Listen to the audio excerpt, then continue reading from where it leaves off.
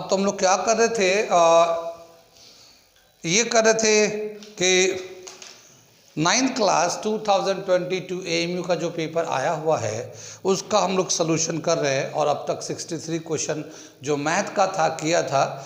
अगला ये क्वेश्चन 64 मैंने लिखा है एएमयू 9th क्लास 2022 का ये क्वेश्चन आया हुआ है। ठीक है, मैं इसे करके दिखाता हूँ और कैसे करेंगे ये बताता हूँ। मैं क्या दे रखा है, an item mark at rupees 840 is sold for rupees 714. The discount percent is, first दे रखा 10%, बी 15%, 20%, 25%।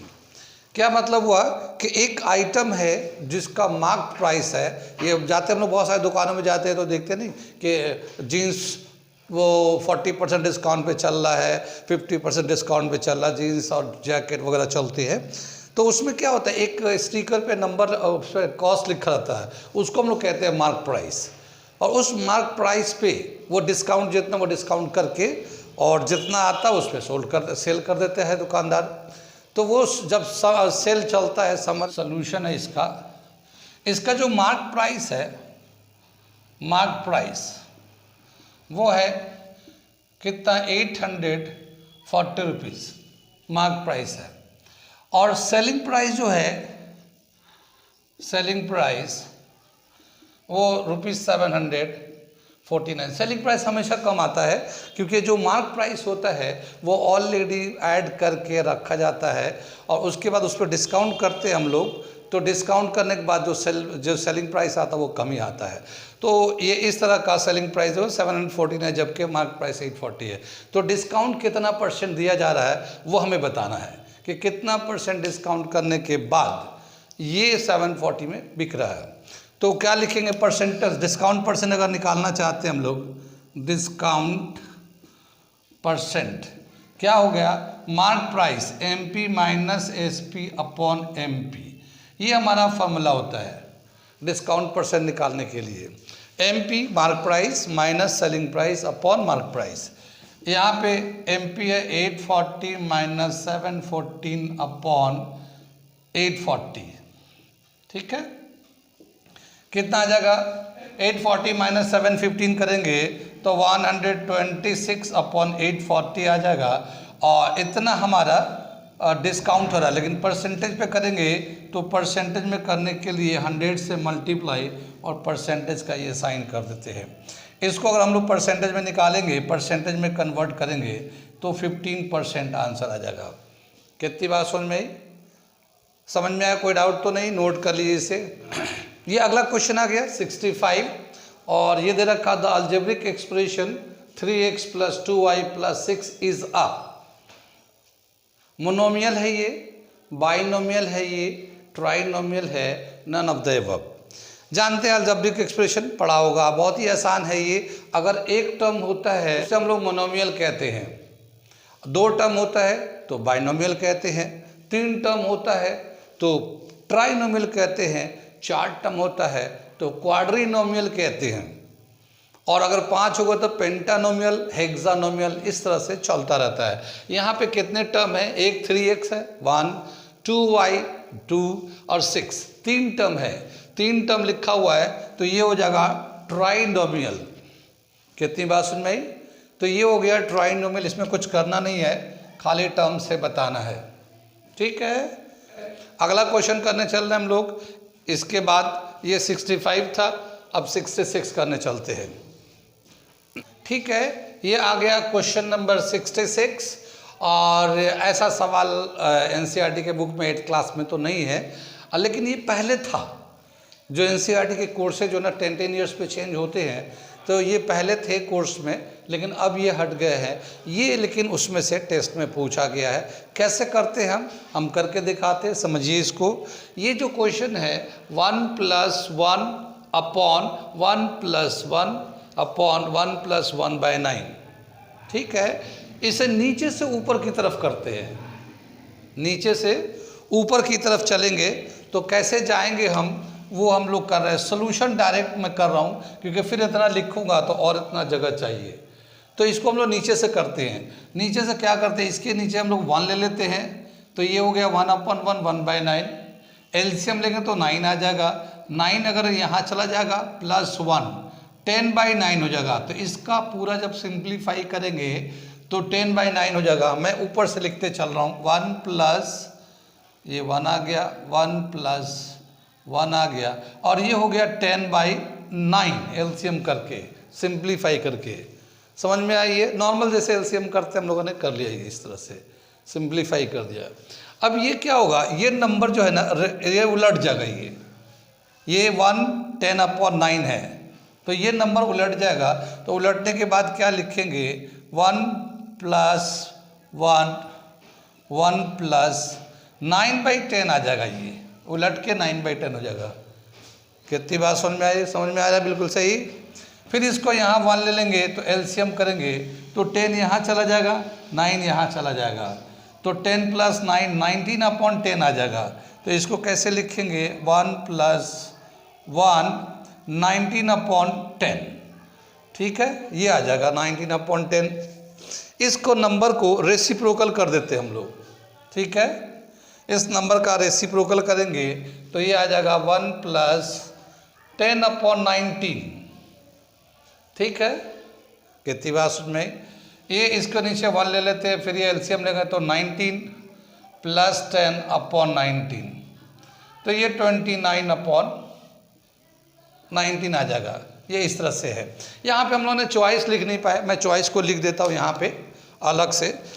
चॉइस में क्या दे रखा हमारा, तो ए दे रखा है 29/19, बी दे रखा 10/19, सी 29/10, डी 10/9।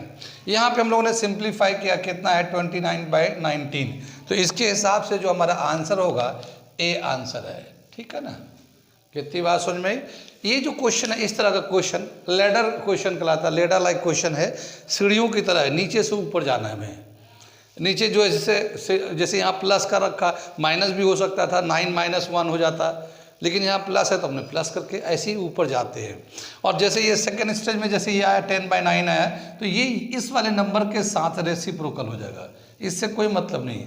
रेसिप्रोकल होने के बाद 9/10 हो गया, ये 1/1 करके मैंने कर दिया इसको। ठीक है, फिर इसके बाद ये रेसिप्रोकल कर दिया, यहाँ पे भी इस तरह से आ गया। कोई ऐसा स्टेप जो समझ में नहीं आ रहा हो तो आप पूछ सकते हैं, मैसेज कर सकते हैं हमारे नंबर पे। और जो लोग अब मेरे वीडियो देख रहे हैं, चाहते हैं 9th क्लास की अगर तैयारी करना चाह रहे हैं, तो हमारे चैनल को सब्सक्राइब कर ले। मैं क्वेश्चन भी जैसे इस तरह के पेपर का सलूशन भी दूंगा, और हम कुछ इम्पॉर्टेंट क्वेश्चन का वीडियोस भी बनाएंगे साइंस में, जो इम्पॉर्टेंट भी है, और ज़्यादातर उसी में से सवाल आते रहते हैं। तो आप अगर सब्सक्राइब कर लेंगे तो फ्री में आपको वो सब मिलते रहेंगे, वरना फिर ऐसा ना हो कि एक सिर्फ ना सब्सक्राइब करने की वजह से ये टाइम निकल जाए, और फिर बाद में देखेंगे और नहीं नाम आएगा तो फिर अफसोस रहेगा। सब्सक्राइब कर लो, कोई पैसा थोड़ी लग रहा है यार। ओके, तो अगला क्वेश्चन मैं करने जा रहा हूँ, 66 हो गया, 67 करने जा रहा हूँ। ठीक है, ये अगला क्वेश्चन हम लोग करने जा रहे हैं 67। क्या दे रखा है, ये AMU 9th क्लास 2022 में आया था पेपर, उसी का हम लोग सलूशन कर रहे हैं। यहाँ मैं लिख देता हूँ AMU 9th एंट्रेंस 2022 का पेपर है ये, इसी को हम लोग कर रहे हैं। ठीक है ना, क्या दे रखा है ये क्वेश्चन मैं पढ़ के सुनाता हूँ। The area of rhombus whose diagonals are of length 10 cm and 8.2 cm। Diagonals है रोम्बस के। तो रोम्बस के बारे में हम लोग जानते हैं कि एक हमारा रोम्बस होता है जिसमें जो डायगनल है एक दूसरे के ऊपर जो है ना परपेंडिकुलर होते हैं। ये डायगनल और ये डायगनल दोनों एक दूसरे पे परपेंडिकुलर होते हैं। और एरिया ऑफ रोम्बस का एक फॉर्मूला है, सोल्यूशन कर रहे हैं। एरिया ऑफ रोम्बस का जो फॉर्मूला होता है, ठीक है ना, रोम्बस का फॉर्मूला है हाफ d1 × d2। ठीक है ना, हाफ। तो इसमें एक डायगोनल जो है 10 सेंटीमीटर का है, दूसरा 8.2 सेंटीमीटर का है। तो ये हमने 10 डाल दिया, 8.2 सेंटीमीटर स्क्वायर। इसको 2 से अगर काटेंगे तो 4.1 आ जाएगा। 4.1 को 10 से मल्टीप्लाई करेंगे तो 41 सेंटीमीटर स्क्वायर आ गया। और इस तरह से इसका सी आंसर हो जाएगा इसका। कितनी बात सुन में, आगे चले पीछे चले, ठीक है। तो ये हमारा एरिया ऑफ रोम्बस का फॉर्मूला हो गया। ये फॉर्मूला है D1 D2 area of rhombus का, बहुत ही कॉमन है। कभी कभी ऐसा होता है कि एरिया दिया रहता है, एक डायगोनल दिया रहता है, दूसरा डायगोनल निकालना होता है, इसी फॉर्मूले से निकाल लेते हैं।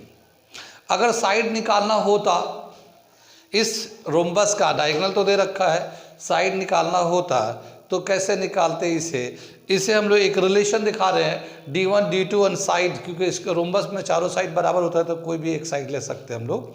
तो यहाँ पे क्या है कि ये एक मान लो D1 था, यहाँ से यहाँ तक D1 है, तो ये 20 से लेके यहाँ तक D1/2 आ जाएगा ये, और ये यहाँ से यहाँ तक D2/2 आ जाएगा, आधा आधा हो जाएगा, ठीक है ना। ABCD ऐसे लिख सकते हैं, O लिख सकते हैं। तो DOC हम लोग राइट एंगल ट्रायंगल ले लेते हैं, ठीक है। एक मैं रिलेशन बता रहा हूँ, ये आपको काम आएगा, कहीं पे भी आ सकता है, ज़रूरी नहीं कि ये क्वेश्चन बार बार आए, दूसरा भी आ सकता है।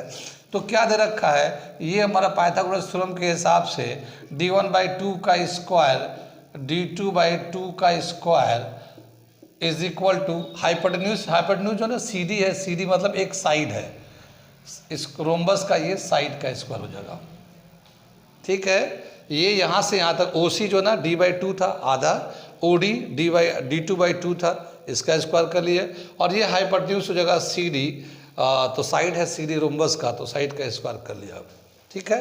ये D1 square upon 4 D2 square upon 4 is equal to side square, ठीक है ना। ये एलसीएम लेंगे 4 आ जाएगा, 4 को क्रॉस कर देंगे तो D1 square D2 square is equal to 4 into side square.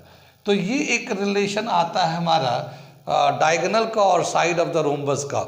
इसके भी बहुत सारे क्वेश्चन बन सकते हैं। मान लो एक डायगोनल दे रखा है, एक साइड दे रखा है, दूसरा डायगोनल पूछ रहा है कितना होगा, या दोनों डायगोनल दे रखा है, साइड ऑफ द रोम्बस पूछ रहा है। जैसे यहाँ पे डायगोनल दे रखा है D1 D2, अब हमसे पूछेगा साइड कितना है, तो इस फॉर्मूले में डाल के निकाल सकते हैं।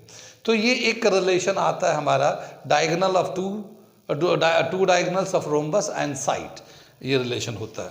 बाकी तो क्वेश्चन में ये था, हमने कर दिया, ये अलग से मैंने इन्फॉर्मेशन दिया कि ये भी एक रिलेशन है, याद रखिएगा, कोई भी सवाल बन सकता है, ठीक है।